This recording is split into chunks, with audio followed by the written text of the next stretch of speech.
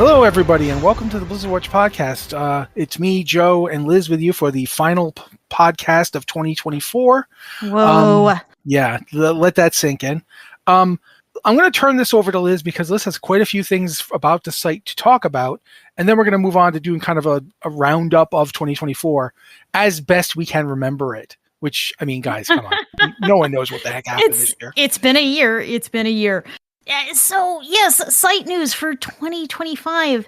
The site is under new ownership as of the beginning of the year. The site will now be officially owned by myself, Elizabeth Harper, and my erstwhile partner in crime, Dan O'Halloran. We've been working on the site pretty much since it launched, and we worked together on WoW Insider before that.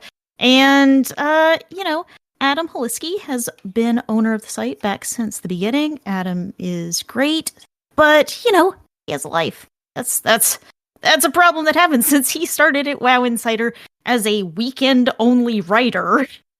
He's gotten married, he's had a kid, he's gone through several full-time jobs, which take him away from Blizzard Watch.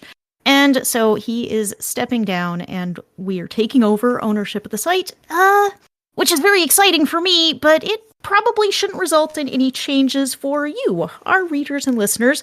We're still kind of working on expanding. We're working on getting out more podcasts. We're working on broadening some site coverage with more tabletop stuff, while still, of course, for those of you who don't care about tabletop, continuing to cover Blizzard games, expanding a little into some other games we are all huge fans of. So hopefully 2025 is going to be bigger and better. We're working on a redesigned version of the site, which I hope will fix some of the technical issues we sometimes have. I know there are occasional login issues for supporters.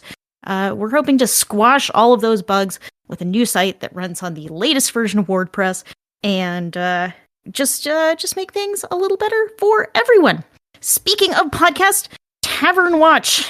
You guys probably have heard of Tavern Watch. That's our tabletop gaming podcast. We talk about the latest news sometimes, and sometimes we do live plays of games. We're trying to do a variety of games, and we're working on getting some planned for the new year, but we have quite a few lined up right now to publish over the next couple of months. And I know some people have not been totally happy because these have been going out on the main Blizzard Watch podcast stream. They now have their own podcast stream.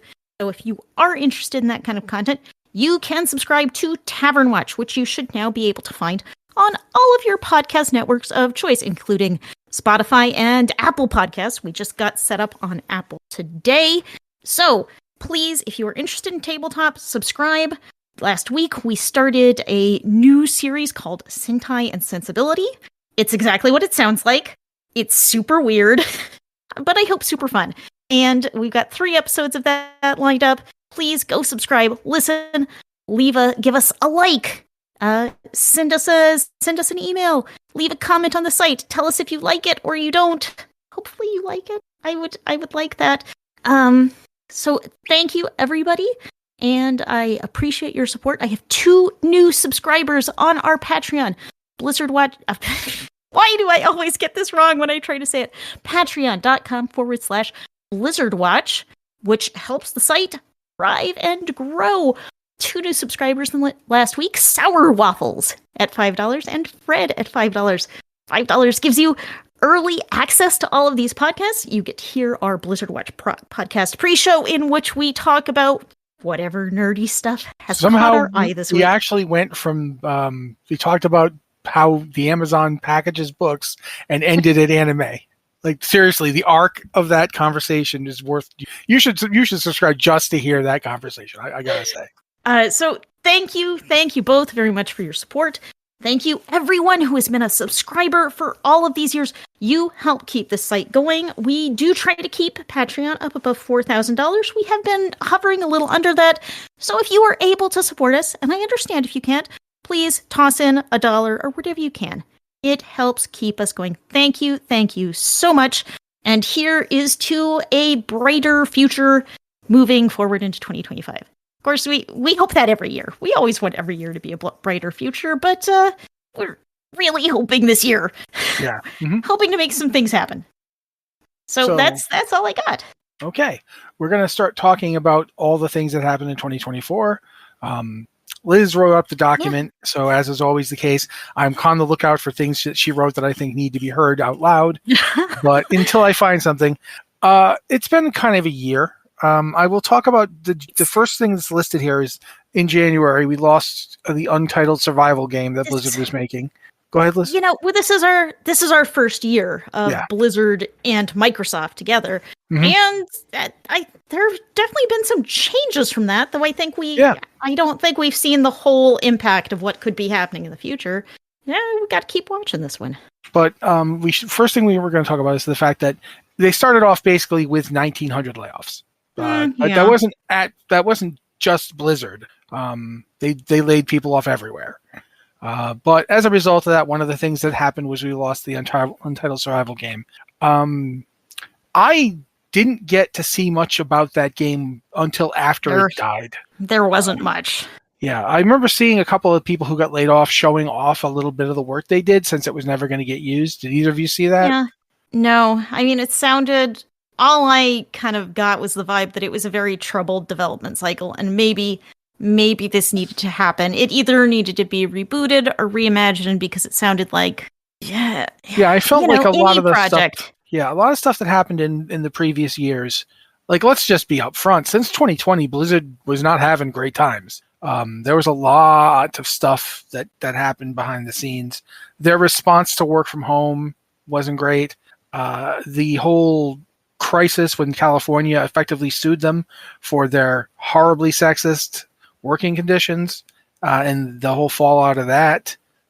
There was a ton of stuff. I remember. Go ahead, Liz. Sorry. There's been a lot of turnover in management. Yes, absolutely. So yeah, that happened. However, I guess we could talk about the fact that Game Pass got some good games. StarCraft and StarCraft 2 have joined up in November, but going back to March, we got Diablo 4 to Xbox Game Pass. And I can tell you up front. Go ahead. But that was only the base game, I should point out. If you want to get the expansion, you still got to buy that. But it was great for me because that way I didn't have to buy the base game for my console and could still play it. You know, it cost me a lot less than it would have. So I was happy about it. One of the biggest stories I think is one that almost completely slipped under most people's radar. The fact that Activision Blizzard through Microsoft made a deal to get their games back to China. NetEase and Microsoft effectively renewed the licensing agreements. So we've got WoW, Diablo, and other stuff back in China. I think they were out of China for like a year, maybe 2. It was a year. It was a year? Okay. It started in January 2023. So nearly 2 years. Or a year and a half, I guess. They came back over the summer. Yeah. And then I remember you mentioning this, Liz, that it seems like as a result of them getting World of Warcraft back in China, NetEase started pushing really hard to get people to start taking World First Rating seriously over in China. There's a lot of people they were making cash prize offers and such. They were making cash prize offers if a Chinese guild got World First. Did not get World First in this latest World First race for Narubar Palace. But they got closer than I would have expected. Chinese guilds are 2 days behind North American guilds and 1 day behind European guilds starting up the race. And they were doing really well. For a while, they were really up there with the big European guilds and North American guilds. But they didn't make it quite up to the finish line. And if all of these raids started in all regions at the same time, I think we'd see a different race, particularly now, because they've been out of the game for over a year, and you can tell they're eager to get playing again, and they were really very competitive in this last race. But one of the things is the cash prize, because no one got it, it's still up for grabs next World First race. So we'll see.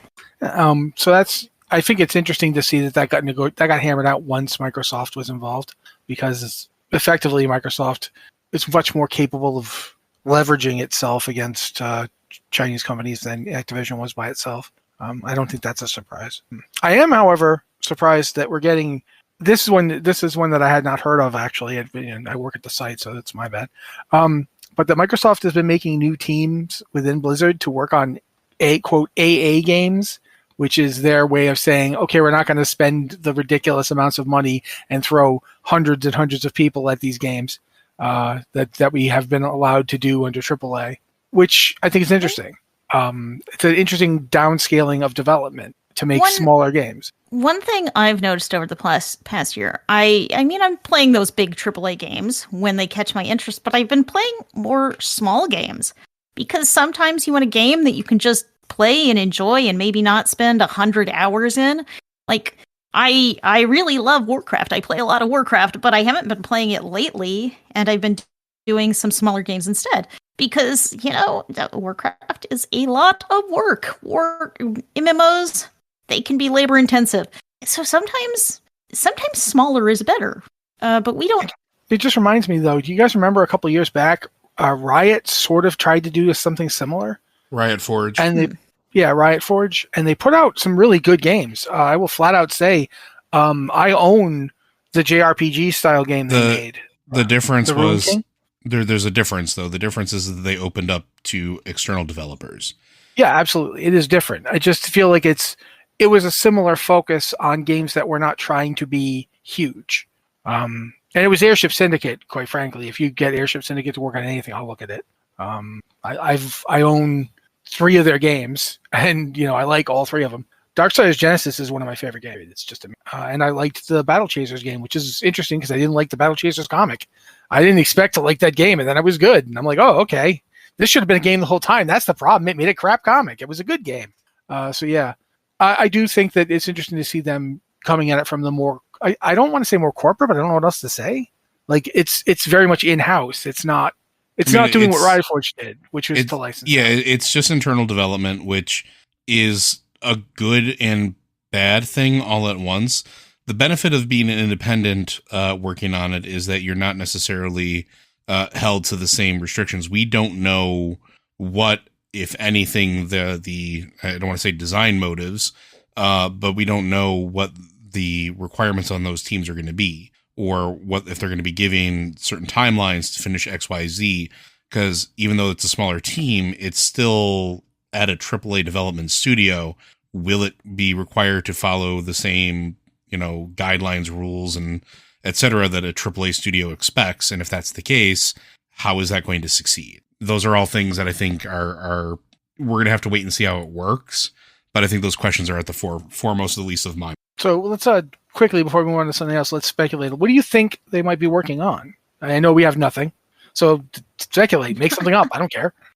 I mean, the problem is I don't know. It could be literally anything. It could be a small first-person shooter. It could be a small platformer. It could be a revival of old IPs. It could be none of the above.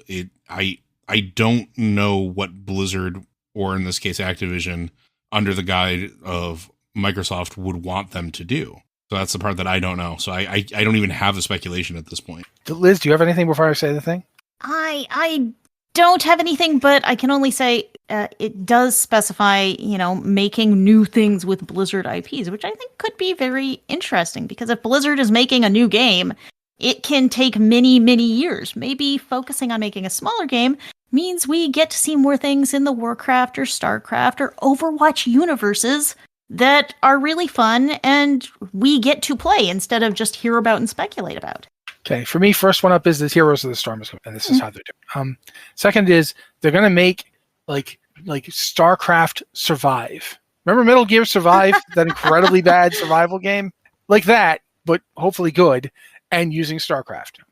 These are the 2 I've got. One of them is a joke, the one of them is serious. You figure out which one I meant. I honestly do think that it would be kind of fun to see them take games in directions they would not otherwise go. I would really like to see that. To a certain degree, that's kind of what their mobile development house was doing. And it feels kind of weird that so far they've developed 2 games for mobile, and both are really popular on computers and not so much in mobile. I'm not saying that Warcraft Rumble isn't popular on mobile. I think it is. Well, I think you have to qualify that statement of popularity in Western audiences. Yes, that is absolutely true. But at the same time, it does feel like almost a reverse Balatro, where Balatro came out and everyone was like, this is cool and interesting. Then it went to mobile and everyone was like, my life has been given up on the altar to Balatro. I need more Jokers. Balatro, guys, I'm sorry. I haven't wanted to talk about it because, quite frankly, it's like admitting that you've joined a cult. But yeah, okay. So that I think we've talked about that enough. I do honestly really think it would be great to see Heroes of the Storm come back. I just think it would. I was the only MOBA that I liked, and I really liked playing. Of all things, I liked playing a healer or a support. I don't know what you call them in this, but I liked playing all the characters who healed. Like, that was my fun thing. That was what I did. I would run around behind people and just throw heals at my people and not pay attention to anything else. It's like, my guy looks like he's going to die. Heal. Please don't die. If you die, I'm dead. There's like 13 guys coming at me. Heal. So, yeah, MOBAs. That was the one I liked. Other things gone, though. I feel like at this point, it's weird to complain about this because it's the last day of December, but BlizzCon 2024 didn't happen. And we don't know if BlizzCon 2025 is going to happen. Yeah, we don't know if there's ever going to be another one. And yeah, I wonder if there will be another one. It's kind of sad.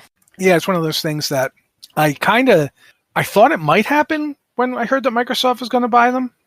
Just because, Microsoft has their big Xbox game show. Like they do like a release of all their Xbox stuff, and they usually do it like as a standalone thing, but usually attached to something else. Like, yeah, it's always been attached to E3, but with E3 canceled, it's kind of the same time as E3, but just it's not E3. Yeah, it's still there, or it's on the Game Awards, or it's the European one that I can't remember at the moment. Summer Games Fest is always in the summer, and it can be around that. It can be Gamescom, which is the one in Germany. Yes. So I think that's possibly the future for Blizzard, is that they're going to have their games announced there, and the fan community building. Just going to say that was a Mike Morhaime thing. Mike Morhaime liked that, and I certainly think it had its place. I enjoyed it when I got to finally go to a BlizzCon. I thought, this is great, but I don't think that a company quite as Microsoft-y as Microsoft is going to necessarily see the value of it in the same way. Like, just managing to justify it every year. I don't know. What do you guys think? Do you think we're going to get another one? Liz was talking. I don't know if we're going to get another one, but I have wondered if, Microsoft could take advantage of this big fan event and add more Microsoft stuff to it. Because while Microsoft has these big events, they're largely press events. Fans are largely listening on live streams, not at a big event themselves. And BlizzCon's value is bringing a community together, bringing fans of the game together in one place to have an opportunity to hang out and see their latest games. There's a lot of hype at BlizzCon that doesn't carry over in the same way in a big press event like these big gaming events are. So I think there's some value in that, in building that community element. But at the same time, I don't know if it would be the same thing if it had a bunch of Microsoft stuff. So I don't know. I don't know what's going to happen. Joe? The time of BlizzCon is done. We are never going to see BlizzCon like that again. It's just not how it's going to work anymore because of everybody involved and the way that the world is. It's a sad statement, but I think it's true. That said, the idea that Microsoft may take a look at this and say, hey, we own a lot of stuff. Maybe we should just have a giant 3-day gaming event that showcases all of our stuff instead of like these press releases. And maybe we can have fans buy tickets and show up and sit on panels and ask questions and do demos and participate and feel like they're part of the stuff that we've been buying and that they're passionate about for all these years. And that is something that might happen, especially because they own so much. They could do an entire day of nothing but indie games. Hard to call them indie games with their indie stuff, the indie companies that they own. They could have an entire day or two of just Activision Blizzard stuff. They could have an entire day of, Bethesda. There are so many things that they own that they could literally just do a multi-day gaming event, and basically by themselves, and people would show up. People would flock to it. And you wouldn't have to necessarily go for every day.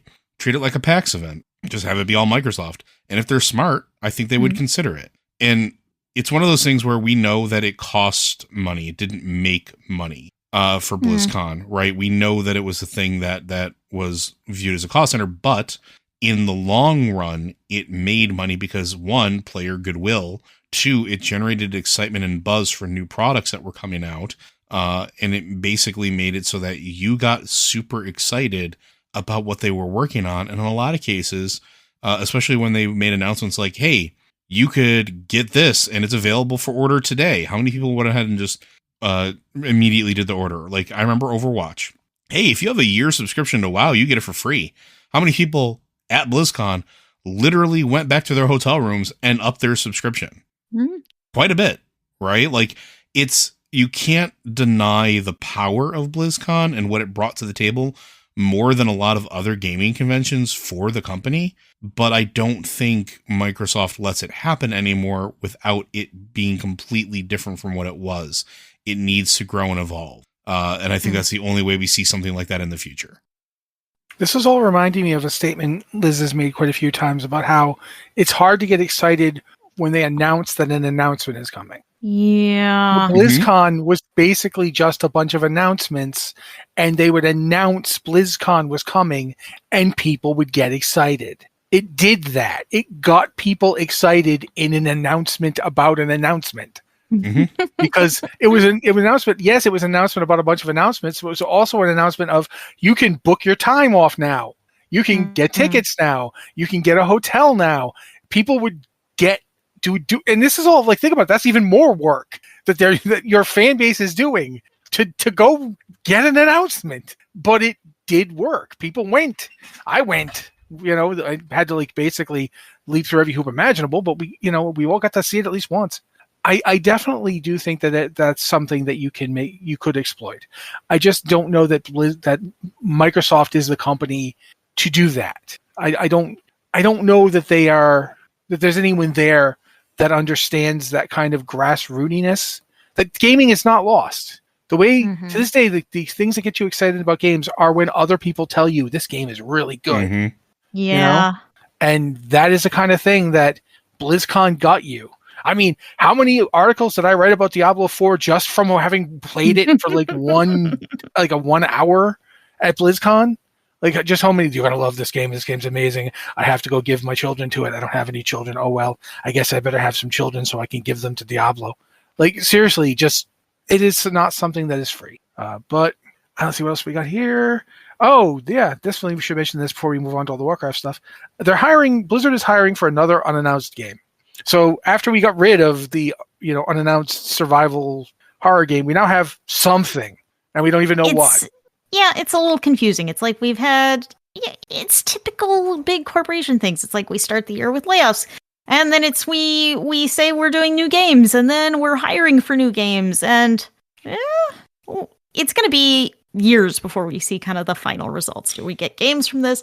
Is Blizzard's headcount going up, or are they continuing to lay people off? We don't know. Yeah, it's just interesting because the stuff they're hiring for could work in a lot of different fields. They're not hiring like a narrative person with expertise in a specific thing. It's a lot of things. There's programmers. There's a lot of things involved in this that they're hiring. And the positions are basically just straight up looking at they're looking for like a handful of people. Like, they're not looking for a ton of people here. I don't know. This is interesting to me, but I don't know. They actually listed a narrative director and a creative director. That's very there's not a lot of narrative directors out there. You know what I mean? Like, it's very hard to like go and just pick one up. Usually they're either working or they are working somewhere else. I don't know. Who knows? Maybe they could get there are people who are doing it. I'm pretty sure. There's I can't remember his name now. In this, I don't want to say Ken Ralston, but he's dead.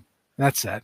Yeah, I was gonna say I don't think we need to dwell on it too much, but take a look at the open positions, and you can make your own inferences. But we'll see how it plays out, because again, like Liz said, it's interesting to see the ebb and the flow of it, the up and the down of it. Yeah, it's just weird to me that they actually laid people off when they ended the Untitled Survival game, and now they're hiring new people. It's But like, they guys, didn't yeah. just lay people off from that. They also moved ones that they could to other teams. There's a lot of Yeah. nuance that we're not talking about with the survival game, why it was canceled Yeah. and stuff like that too. So Right? my point We'd is be just here for another it's hour. interesting that they didn't know they were going to be doing this. We Like don't in know June that. when that's the thing. We don't know that. A lot of this stuff is decisions that are coming years down the pipeline, right? And we only hear about them when they've got announcements they're making. They didn't announce this. This was literally just people saw that they were hiring. Blizzard didn't put out a press release. This isn't, hey guys, we're working on a new game. This is, we're trying to hire some people, and somebody, like us, saw this and mentioned it. So that is something else to consider. Also, we unionized. They unionized this year. I forgot. Oh my god, I forgot that. Wow, we got to talk about that. But we also got to move. Well, this one, someone named Liz Harper wrote this one, so I think that she probably could talk about it the best. So I'm going to try to get her on the show. Liz, unionizing in June of this year. Talked about it. Where do you think that has ended up? This is another thing. We do not know. We know they formed a union under the Communication Workers of America. It's called the WoW Game Makers Guild, and it is a wall-to-wall union for the World of Warcraft team, which means everyone on the World of Warcraft team is in this union. It covers QA, art, sound, design, engineering, and production teams. There's also a second union of about 60 Activision Blizzard QA workers based in Austin, which is their union is Texas Blizzard QA, also under the CWA. And both have been recognized officially by Microsoft. Microsoft has not always had a great relationship with unions, but they've pledged to support these. So we do not know exactly what's going to happen from here. We don't know how their negotiations have come out, what benefits, if any, Blizzard employees have gotten. But this is definitely part of a trend we've seen throughout the year. Bethesda also formed a wall-to-wall union this year. And I think it's good for game workers, which can be a tough industry. And we've seen a ton of layoffs. And now I think we're seeing a little blowback to years of huge layoffs in the video game industry, with workers trying to fight for better working conditions and some protections.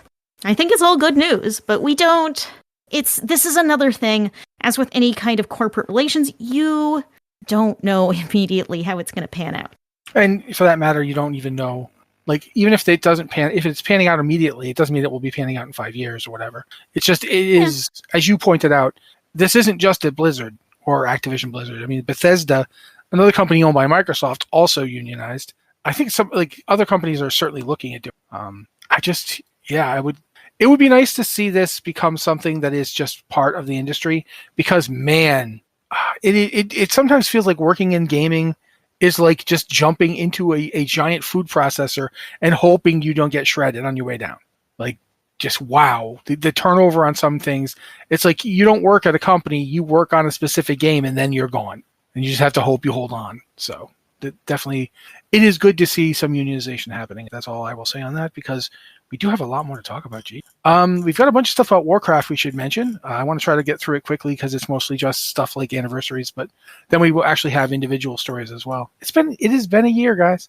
It's 12 months is a very long time. Well, plus 2024 was basically a big series of anniversaries for like the Warcraft franchise, because the first one was in 1994. So yeah. We got Warcraft's 30 years with multiple remasters of Warcraft's 1 and 2. Those remasters are not available on Apple. Is that correct, Liz? That's correct. Yes, that is bad, guys.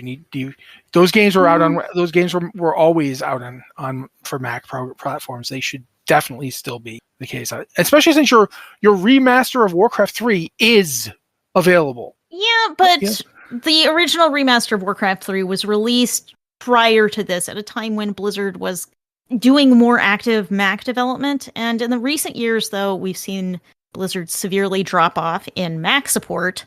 So this is kind of an ongoing part of that trend to see fewer new releases that support Mac, even though the original games did support Mac. I'm still going to say they should do it. But World of Warcraft, 20 years old. I don't know if you guys noticed that big anniversary event that's going to be ending next week. Soon. Okay. So does it end this week? No, it ends on the 6th, I believe. So, in about 7 days. yes. From All right. this recording. I think for most people who are listening to this, it's probably Friday or the weekend. You've only got a couple of days left to do these events. Yeah, if you haven't done anything in the anniversary, now would be your time to do it because you don't have much time to do it. But that's the case. You have Warcraft as a franchise, 30 years old. World of Warcraft, 20 years old. And Warcraft Rumble's a year old, which, in the list of things. Hearthstone's 10 years old. I should have mentioned that too. Sorry, Hearthstone. Hearthstone always feels like he never mentions us. It's like, sorry, guys. Sorry. But Warcraft, Hearthstone's 10 and Warcraft Rumble's a year old. And Hearthstone's anniversary was early 2024, so it's easy to forget. It's been a while. Yeah, but I do also think we should point out briefly, not only did we get a PC beta for Rumble, but they also got rapid release monthly seasons like throughout the year. I'm assuming to catch people who are playing on PC up. No, I just so the Rumble beta just came out in the last month. It's pretty new, the beta for PC. The rest of the game, it's kind of following a traditional mobile game pattern, which has lots of fast content releases. So it's had pretty much a season every month throughout the last year with new heroes, new things to buy, of course. So it has a rapid pace of content, as do most Blizzard games this year. Though Warcraft Rumble is certainly speedier than others. I think Diablo Immortal's kind of in the same boat, putting out a new battle pass every month. Diablo Immortal does a lot of content. It's constant content. All right, but that covers just the basics for the franchise and the anniversaries. So now we're going to be talking about World of Warcraft, which we got a lot to talk about. So, I don't know if we'll get through all this. The World of Warcraft team has really been knocking it out of the park lately. They've been putting out very ambitious roadmaps, and they have been sticking to them. So, at the beginning of 2024, we got patch 10.2.5, which was late in Dragonflight. And at the end of 2024, we just got patch 11.07. That's a lot of content between those months. Yeah. We've got, like, as Liz just mentioned, 10.2.5 gave us the Reclamation of Gilneas, the Foundation of Belemeth, which is the kind of Night Elfie, but really all Elfie city that you got at the end of the Dragonflight expansion, and Follower Dungeons. Then in March, we got Plunderstorm. That ended in April. You guys remember Plunderstorm? Do either of you have anything to say about Plunderstorm other than, hey, Plunderstorm happened? No. It happened. It was fine. Then there was the meta achievements, which let people get the Tyvon mount. If you don't remember Tyvon, he was a very good doggo. But he was, The meta achievements have been rough. They are a lot, and Blizzard has continued to roll out new ones. Yes, including a meta achievement for Battle for Azeroth that rolled out this year. Mm-hmm. Yes, it hurt. But he is a good boy, so I say get him. In May, we got the WoW remix Mists of Pandaria, or what were you guys calling it? Remists. These guys were like all over it. I sat there and watched them talk about it and kept thinking, I really should try this. I really, really should try this. But I didn't because I just didn't have time. And man, I really kind of regret it, to be honest, because it looked like the most fun way to do content like that. Like the way you didn't have to worry about, necessarily gearing up as much, and you could just like run through and almost Diablo your way through it was really interesting. So yeah, I it's one of those things I want to see them do again with something else, but I don't know if they ever will. I think they will. Joy, anything about Promise you want to say before we move on? Nope, you basically covered it. It was very good, and they should do it more often. Okay, there was Dragonflight Season 4, which gave us the Awakened raids. That was their big, okay, we got no more content, here's the Awakened raids. And they've been doing a lot better with the end of expansion lulls. So at the end of Dragonflight, we got Season 4, but we also got WoW Remix. Mm-hmm. And that's basically when we got Remists in May. So it was just like a month after this all started. So yeah, it was actually a really good idea because I one of the things that used to make WoW just a mind killer for me was when you get to the final raid and then 18 months would go by. Yeah. That is a lot of months, guys. But we have a lot more content at the end Oh, of yeah. expansions now, Absolutely. so there aren't really any lulls. Keep in mind too, they did that in April, then in May they had Remus, and in June the beta dropped. Mm-hmm. And the beta essentially moved very quickly because the game itself, War Within launched in August. So June, July, you got beta, pre-patches in July, and then you get the War Within in August. It's late, I think it was late August, but still, that's a remarkably quick beta. They've kind of almost they've sped up betas and kind of focused them a little bit more. Like it's less on find every bug and more on like, hey, we've got this more or less etched out. Show us how it won't play. I think Blizzard has been maybe a little more accepting of releasing content that is maybe not completely finished or completely perfect. And I don't mean to say that in a bad, terrible way. I mean that, instead of delaying an entire patch or an entire expansion, say they're doing class overhauls. And instead of delaying an entire expansion or major patch, they might say, okay, we can get these done. And in the next patch, we'll roll out revamps for this class or this class. So you see them breaking content up a little more and spreading it out instead of saying, okay, we're going to have this one mega patch and we're going to have everything in it and it's going to take forever to make. We're seeing more small content releases, I think. Yeah, and definitely more sustained one. Mm-hmm. Rather than just a content release every 6 months, it's 2 months you get this and this, then another month you get this, then another month you get this. Now we're back to the big one, and they do this over and over. They've been doing it since Dragonflight, and I do think it worked really well. Yeah. But in September, in addition to the War Within had been out for a bit, we got Nerebar Palace as the raid. That was on September 10th, and the Race to World First we then got to watch. I actually feel like the WoW Anniversary start and the new Drakthir classes article we got here. The new Drakthir classes I just think are great. Yeah, that was in patch 11.05. Yeah. Which it was packed with content, mostly anniversary content, but also these little things that are like, oh, wow, that's great. Like Drakthir can now play other classes. Yeah. I mean, it's weird to me seeing some classes Drakthir play as some classes. Like it doesn't. It's confusing. Yeah. Some classes just don't feel like they should be like a Drakthir, but I do still think it's cool. I honestly, I kind of, Joe, you play a hunter. Drakthir got hunters, right? I wasn't paying attention to anything that Drakthir has because I have no desire to play one. Okay, I'm sorry to hear that because I really want to know if Drakthir can be. Because if Drakthir can be hunters, oh wow, I'm gonna get like a dragony pet and a dragony battle pet, and I'm just gonna run around being a dragon squad. Drakthir can be hunters, rogues, priests, mages, warriors, and warlocks, as well as, of course, evokers. Yeah, I'm totally down for my hunter fantasy there. But yeah, we've also got I just want to mention this. The WoW Anniversary had new WoW skins to both Overwatch and Diablo. I don't know much about the Overwatch skins at all. I remember seeing them and thinking, oh, that's cool, and then moving on. But the Diablo ones have been messing with my head since they came out. Every month I look at the Varian Rin one and think, I just want the sword. I just want the sword. I don't even want the armor. Well, okay, that's a lie. I want the armor, but I really just want the sword. But I just can't justify $25 for this.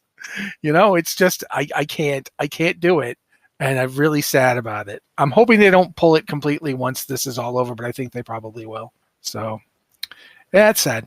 $90 Brutosaurs. That's still right. You can still buy that, right? For the next for week. now. For the next few days. Yeah, if you haven't bought your $90 Brutosaur yet and you think you want to, you heard Joe and Liz, you got your clock is ticking. I almost said talk is clicking. But the Nerebar Palace raid buff went live. That's actually cool. I didn't know it had gone live. I think I must have because I know we talked about it at the time. But that was in October. So it's the raid is hard. We're getting closer and closer to the next raid tier, and so Blizzard has added this thing where you get like a 3% buff every time you collect X number of things and turn in the quest. Things that you get as you are killing bosses in the raid. And that's kind of a little stealth nerf as the raid progresses. So if you're having trouble, you can just wait a couple of weeks and pick up this next buff. Wait a couple more weeks, pick up the buff after that. And this is something they're going to be continuing in the next raid tier. There will be another series of buffs you can collect. So the raid will get a little bit easier over time if you keep doing it. Yeah, and anyone's about to go, oh my god, I can't believe they're dumbing down like that. I'm going to remind you that they did this going back as far as the Sunwell. Yeah, this isn't a brand new thing, but Blizzard has been kind of inconsistent on which raids have had it, which raids haven't, and it feels like they're kind of standardizing right now. It's like, here's your system, and we're going to have it in every raid.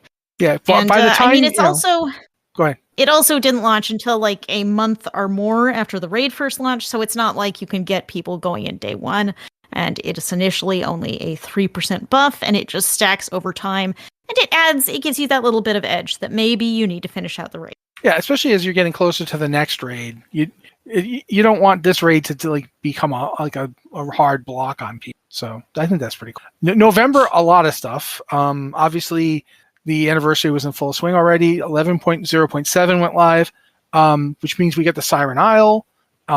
We've got, and keep on, this all released in December, right? The post was in November. Yeah, it was announced in November. I wrote that down wrong. No, I gotcha. But the thing happened in November, but all the stuff came in December, which meant that basically during like the Christmas season thing, the people that go home for the holidays, this thing went live and didn't destroy the game, which is pretty fascinating. Blizzard rolled this out a couple weeks before the Christmas holidays, and it felt like, is that a good idea with technology to roll out right before everyone's going to be out of the office?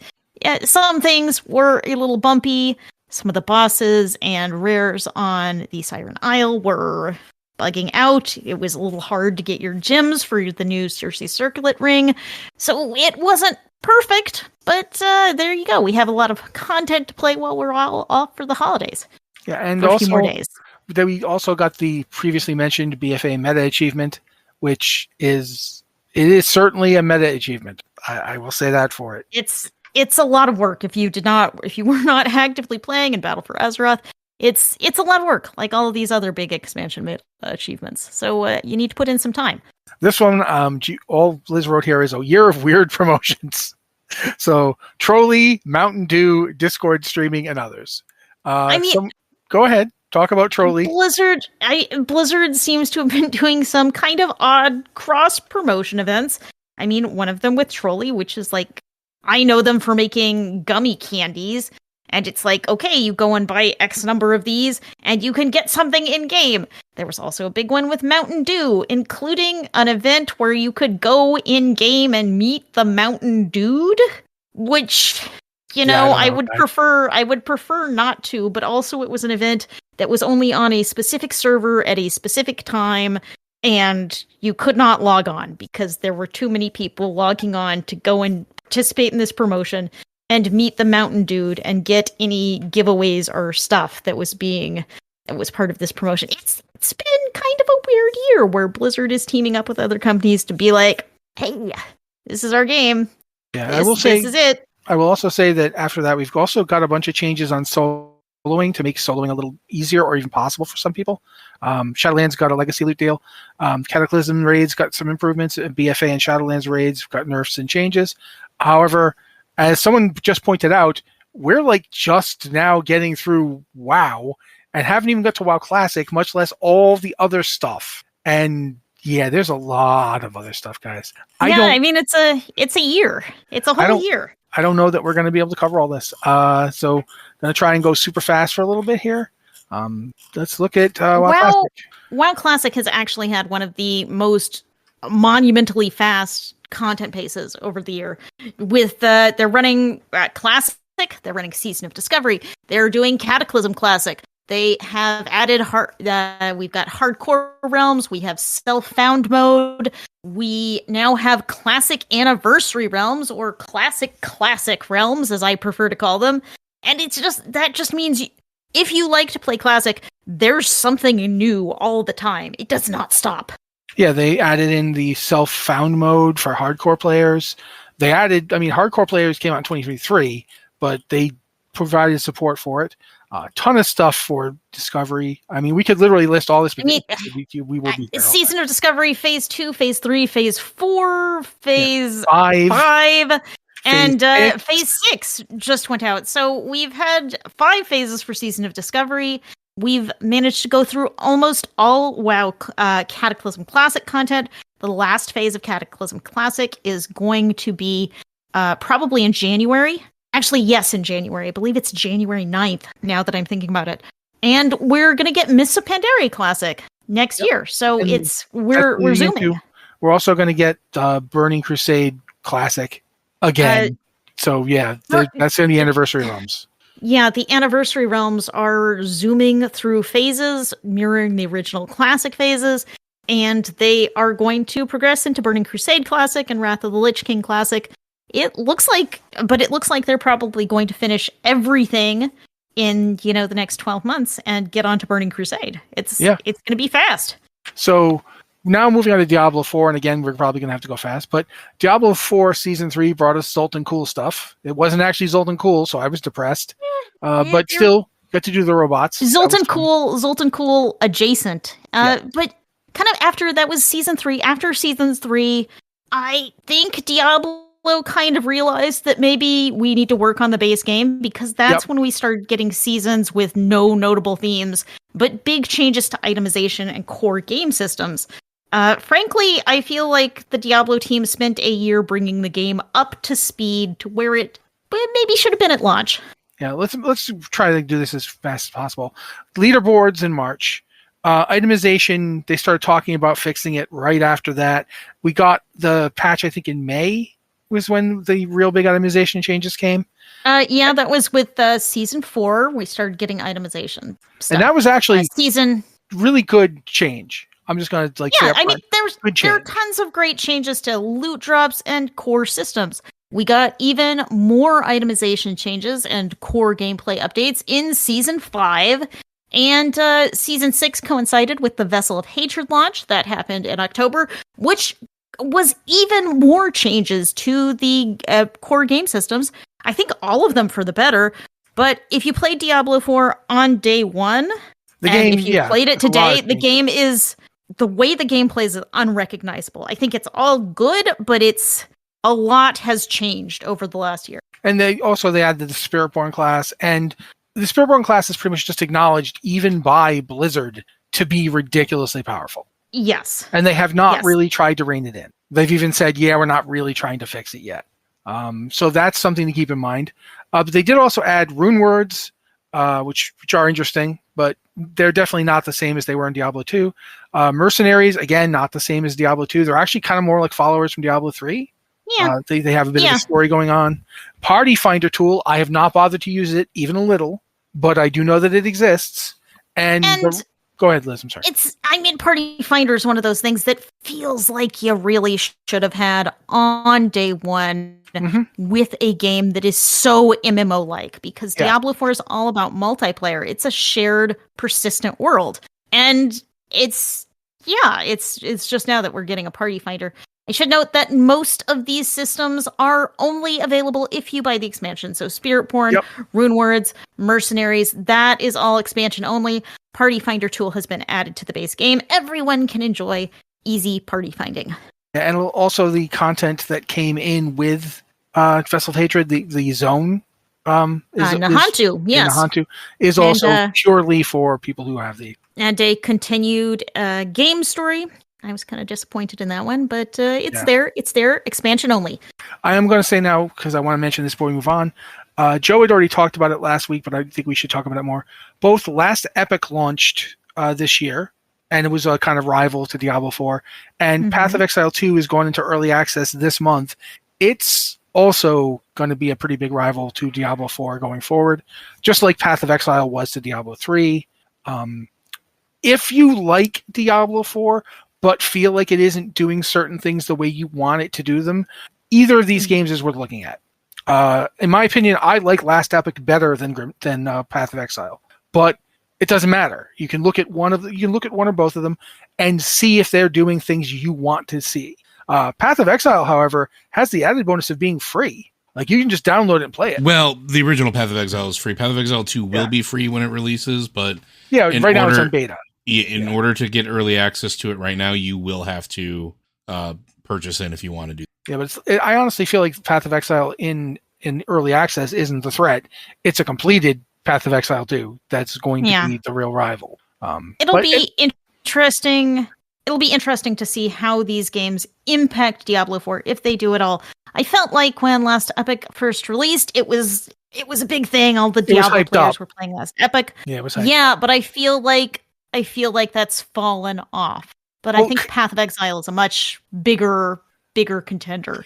Last Epic also kind of had the disadvantage of coming out in February, and then April, May, June, October, Diablo 4 just kept launching new stuff and changing the game. So yeah, I will also say the one rival to Diablo 4 that we didn't really talk about at the moment is Diablo 3, which is still going. Yeah. Their seasons are now basically just, remember this season you liked? We took that and then we added this to it.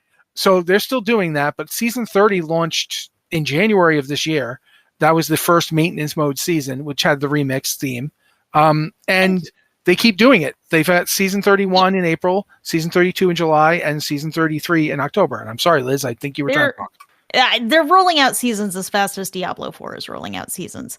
So if you prefer that faster, more really actiony gameplay that Diablo 3 had, it's still there, and there's still a lot of content, even though it's kind of remixes of older seasons. It's still good, and I still see a lot of people playing it. There's certainly a lot of interest whenever we post something about Diablo 3 on the site. Yeah, it is. It's interesting to me, too, because I think in a lot of ways, I like Diablo 4 better than any other Diablo game, but I'm very comfortable with Diablo. In a weird sort of way, I can play Diablo 3 on complete autopilot. And that doesn't sound great. You're like, that doesn't sound like a recommendation. But it is, because it means I don't have to be thinking about what I'm doing with buttons anymore. I just kind of like look at the field and go, I'm going to need to like kill all these demons right now, because if I don't, they're going to turn me into puree, and then do it. And yeah, I do still love Diablo 3. It's got a place in my heart.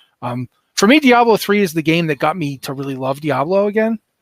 Like Diablo 2, I loved it when it first came out, but then after a while, I moved away from it, and I wasn't playing it. And a lot of people, Diablo 2 is the game. It has always been the game. It is the action RPG game. That is what it is. For me, it's Diablo 3. It is absolutely my go-to. I everything I love about the Diablo franchise is in that game, to the point where Diablo 4 got better when it started stealing stuff from Diablo 3. In my opinion. Okay. Hearthstone, ton of stuff in Hearthstone. I mean, Hearthstone is you kind of know what Hearthstone is going to do every year, which is they roll out their 3 expansions. In March, we had the Hearthstone anniversary, which also launched Whizbang's Workshop, which was really nostalgia fueled. It had a lot of cards that were based on cards from classic older Hearthstone, and I think it got a really good response. In June, we got Perils in Paradise, which I think got less of a good response because the features it added were a little blah. I mean, they didn't feel like big game changers, and the expansion itself had kind of a generic summer theme, which... Yeah, I'm going to have to stop you for a second just so I can read what you wrote about November. November, Hearthstone's The Great Dark Beyond expansion, a fun return to form after a blandly themed expansion. So I mean, Liz didn't necessarily like Perils in Paradise, is what I'm saying. But I think it was, a dip in quality there. Where I'm not arguing with you. I just love how you phrased it. It's true. At least that's what I personally believe, and because I'm the one talking about it, I'm going to keep saying it's true that Perils in Paradise was a weaker expansion. And then they came out with The Great Dark Beyond, which is a big Draenei themed expansion. It added new Draenei cards. It added starships, so you can build your starship to travel across the Great Dark Beyond. You can combine multiple cards into a starship, which you then launch and destroy your enemies. I think this has been a great expansion so far. And we can expect another one in the spring, and we'll see. Is it going to be another really solid expansion? Is it going to be another Perils in Paradise? We'll find out. Okay, Overwatch stuff. I do want to mention one more Hearthstone thing. This spring, Hearthstone killed the Duels game mode, but they launched the Battlegrounds Duos game mode. So Hearthstone continues to be, 27 games in a trench coat, but maybe they're like trading off modes. They close one that wasn't popular, and then they launch another one that is maybe also not popular, because frankly, I kind of forgot duos existed. Yeah, well, I mean, I like to think of it as like a bunch of cockroaches animating a costume and then coming in and going out. But that's a horrible way to imagine it. But I don't care. Overwatch 2, we got Venture, Juno, and Hazard this year. Those are the heroes that came in. Venture, I don't remember very well. I think he was like the very pretty healer guy. He was the big dude. First. He was the guy with big the drill. dude with the drill. Okay. He wasn't a very big dude. He was just a guy with a drill. Wasn't a very big guy. I think we keep calling him a he. I think Venture is a they. Oh, you're probably right. Yes. I apologize, Venture. I've been dealing with this in other games, so I really should have been better about that. I just remember Hazard because there's a really fun book. Like they did a comic and they had the voice actor for Hazard read the entire comic. And I watched that video like 100 times just because his accent's impeccable. He is from Scotland. It is his native accent. So yeah, but I like that. Overwatch 2 decided to make a lot of changes. They got rid of the battle pass thing where you had to like do the entire battle pass. You can now just unlock heroes immediately, which I think is good. The thing they had before was that if you paid for the battle pass, you got new heroes immediately. And if you didn't pay for the battle pass, you had to progress all the way to the end of the free battle pass to unlock the hero, which is a lot when a lot of seasons are like, hey, new hero, this is our big thing this season. And then after that, you'd have to pay money to buy the currency to unlock the hero. Can't forget that part. Yeah. I mean, I can forget that part because I wasn't playing it, but yeah.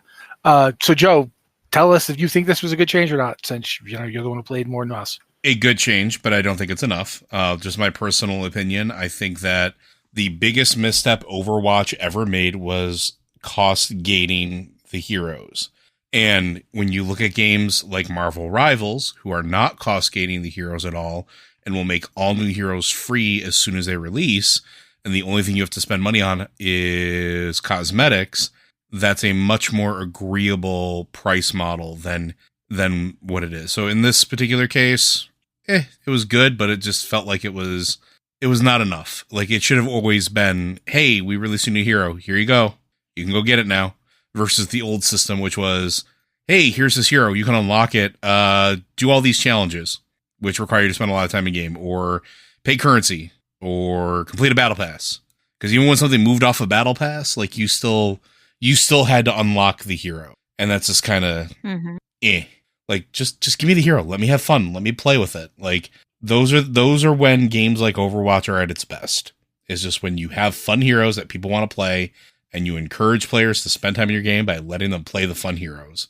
So I'm going to just, since Joe is going finally talking, the last thing in this thing I'm going to go to next, because I want Joe to get to talk about it.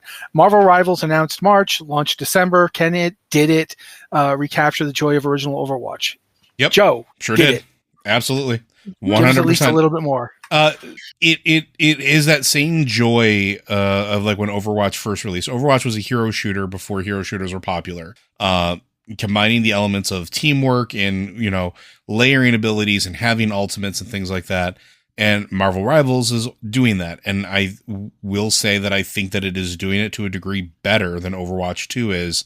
And the game Marvel Rivals just released. The heroes feel better. They feel more balanced. The fact that the stages are destructible and also some of them change and morph while you're in the middle of it. They feel more dynamic. There is still more balancing to be done. I'm not going to sit here and say that it's perfect because some of them, like if you're a healer and you see an Iron Fist coming at you, well, just, pray for death quickly so you can respawn. But like it understands what it is. It understands what it's supposed to be, which is fun. And I think that it really does capture that joy. It captures that sort of same feeling of excitement that Overwatch had when it first released. I think the worst thing that ever happened to Overwatch was it became a serious esport. And the minute it became a serious esport, it sort of lost the idea that it was fun, if that makes sense. And everything came about of like competitive tuning. And well, if we introduce a new hero, it's got to be balanced and stages have to be set up a very specific way because if they're not viable, we can't use it for competitive play.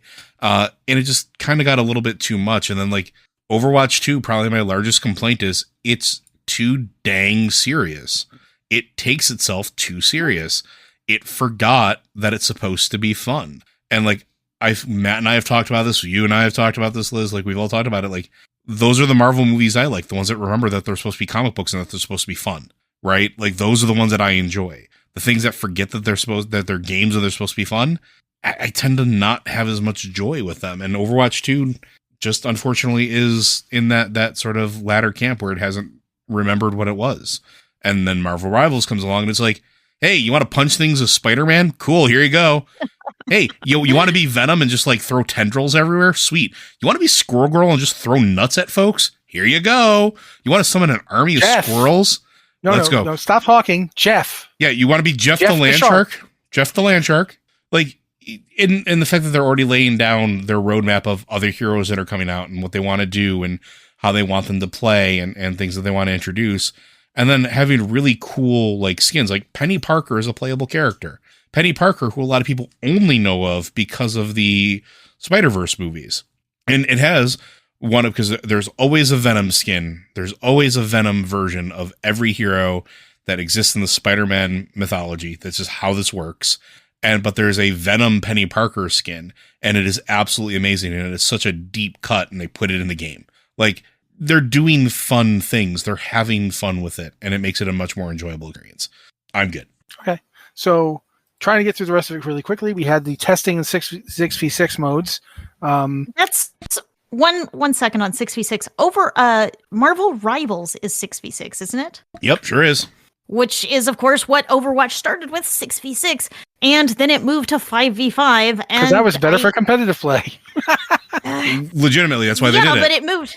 Yeah, it moved to 5v5, and then kind of Blizzard killed off competitive Overwatch, and now it's still 5v5, which I do get the vibe a lot of players don't like, but now they're testing bringing 6v6 back. And then, also, in November, they ran Overwatch Classic, which was the old original version of the game, which I think a lot of players enjoyed, but it was only available for about a month, and then you can't play it anymore. So I hope you liked that because it's gone again. Yeah, I'm hoping you liked it enough that it comes back. But regardless, and if it doesn't, hey, I got this game that you can play called Marvel Rivals. It's completely free. They're not paying him. However, we should also mention the weird crossovers they did for Overwatch. Cowboy Bebop, Overwatch 2 crossover. Then they did the Porsche one, which I thought was really weird. And then they did the Transformers one, which I'm sorry, the Transformers skins look like scary. They're terrifyingly good. Yeah, they're very good. And that was in response to the movie Transformers 1 coming out, which was not marketed at all properly by Hasbro because, of course, it wasn't. It was very good, though. You should see it. Absolutely amazing movie. Yeah, I'm sorry we've never talked about it on a pre-show. There's always next year. Should have. Yeah, literally. We don't get any more this year. This is it. We covered all that. Okay, we got. Yeah, Blizzard keeps doing these collab skins, which I don't know if it's a good thing or a bad thing. They used to do kind of original skins, and each season had kind of a cool theme and story. And now they seem much more likely to say, "Okay, this is Cowboy Bebop season." Didn't they do My Hero Academia? Bebop skins. They did do My Hero Academia. Here's the thing: those skins, like stuff like that, is very successful in other games. And I'll call out Fortnite here. And the reason they're good in those games is because people play the games. You have to have people playing the games for those collabs to matter. And I would love to know the current player numbers for Overwatch 2 on average, because the Transformers skin's absolutely baller, but nobody I know is playing, so I don't play Overwatch 2. Because we talked about this in the pre-show. I loved Overwatch for jumping in with my group of friends and just having a blast. And I would absolutely just burn money on skins if I wanted to, like, just, because I was playing the game so much and I wanted to support it. I'm not playing it now. And Transformers and Cowboy Bebop are two of my favorite IPs of all time. Do you know how much money I spent on those? $0 effing. Yeah, if you're not playing the game, why would you spend money on exactly? Yeah, absolutely. But moving on to stuff like, we got a lot of stuff to talk about that's just happening in 2025, and we're already kind of running out of time. So I think we're actually out of time. But player housing coming in midnight. That's 2025. So that's if you were a World of Warcraft player. Midnight. You could even get it as a pre-patch thing. We don't know. Yeah, midnight looks like it's going to be 2026, but based on the roadmap, I think player housing is probably pre-patch, maybe by the end of 2025. So player housing, if you never thought we'd get it, I never thought we'd get it, so I was. Yeah, I gotta literally go cook a gobsmacked. shoe. Apparently, I'm pretty Yes, sure if I I went have. back, I said I would eat a shoe if we got it because I never expected it. I never expected them to say, "Yeah, we're gonna do this." Happy that they're doing it. Just never expected it. Patch 11.1's coming, so we know we're going to get Galliwix and the Liberation of that's- Undermine. That's coming. Woot! That's really close. That's going to be early 2025. Can't wait to punch Galley. Yeah, Galliwix getting hit Oh, in the yeah. face. I'll roll Goblin for that. We're all looking forward to it. I straight up will roll and level a Goblin just to punch Galliwix in the face as a Goblin. Mr. Pandaria Classic next summer, which is, summer 2025. That's yay. Diablo 4 Season 7, which is the Witchcraft one, witchy powers and stuff. I don't know what's going on with it, but I'm totally down. It feels a lot like the Vampire season, which was season 2, I believe, that had all your cool vampiric powers. This feels a little bit like a copy of that one with, some refinements where instead of getting vampire powers, you're getting witch powers, which powers? Those powers. yeah. Like the Piranado or Tornado of Piranhas that you can summon because that's what we all want. I mean, I'm not saying it's something I don't want. I think it's kind of funny that basically it takes the Witch Doctor from Diablo 3 and turns it Yeah. into powers that you can get. Mhm. But while we're talking about that kind of thing, also got some roadmaps I to think- talk about. Go ahead, go ahead. I think we can skip over the roadmaps because wanna mention all of that them they- are a lot. Let's just mention they happened. We got a 2025 roadmap for WoW, for Classic, for Hearthstone. Yep.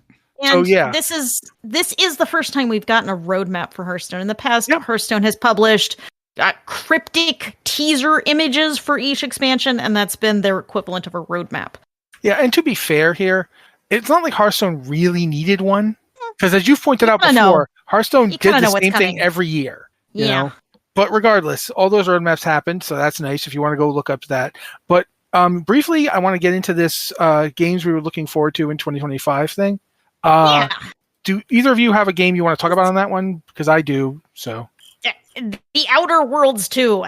I am so excited that this game is actually happening and I get to go back and play the Outer Worlds. I'm super looking forward to it so much. Joe? Too many, not enough time. Okay. Yeah. Oddly enough, Liz and I have both picked Obsidian first-person/third-person action RPG type things. She's going with the Outer Worlds, and I'm going with Outer Worlds 2 for her. I'm going with Avowed, which is essentially the fantasy version of the Outer Worlds. But I don't think it's going to have things it won't have is that incredibly snarky, sparkling, witty critique of capitalism that's always hilarious to see in a AAA game. Mhm. Like this game, the only other game I can think of that's as anti-capitalist is Cyberpunk 2077. Like the Outer Worlds just not only did they hate capitalism, it wanted you to know it. Like, it was very upfront that it hated capitalism. One thing about Avowed, I think Avowed also looks very interesting. But we know Obsidian they're just really good at making sequels. So Yeah, it's just either one of them. Well, the thing is, Avowed is a sequel. Avowed is a sequel to Pillars of Eternity's 1 and 2. Yep. So I think so maybe I'm just way off, and this is going to be a great sequel. It's a year of Obsidian sequels. the fact that it is Obsidian doing a Bethesda style game Mm-hmm. means that it is going to be better than whatever Bethesda would have done. Because that's what happens. I'm sorry, I don't mean to be mean to Bethesda. I really liked Starfield.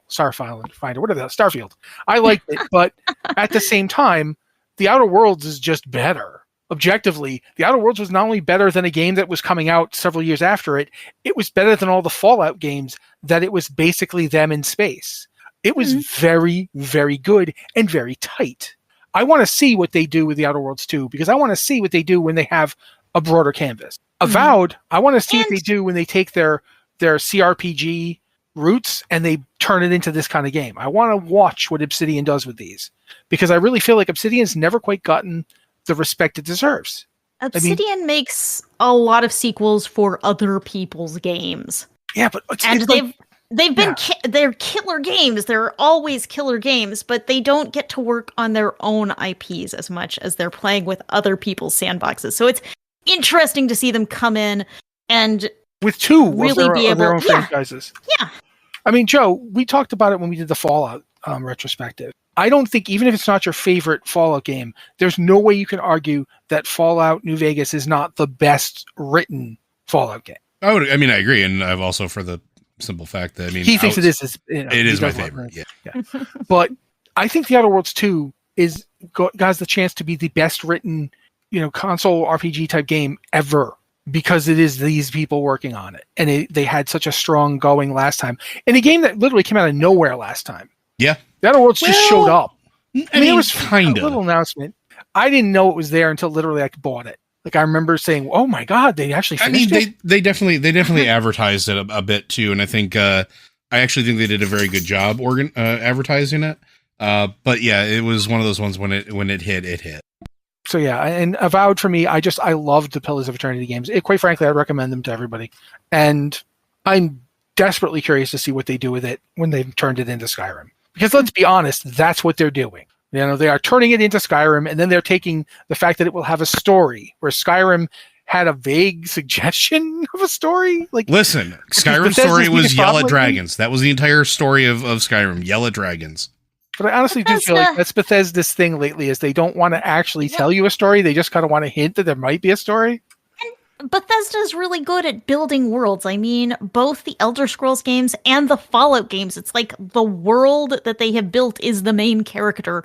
And there's a little narrative running through it, but it's an excuse for you to explore this big world full of stuff. Yeah, but I think we're at a point now where they did that with Starfield and nobody wanted it. I mean, I think that's exactly why Fallout New Vegas came in and killed it, because it did use the Fallout world, but it went in with a really tight story that just happens to be set in that world. Absolutely. And it was great. But we've now gone almost 20 minutes over, and we're done with everything except the questions. And guys, I don't think we're going to get to them. Sorry. I thought I put them there. I thought we would try, but yeah, it's covering a whole year is hard. Yeah, especially when I was going slow up front. You can tell the exact moment where I read Liz's, we're going to need to pick up the pace, and I start going, like, we got to go faster.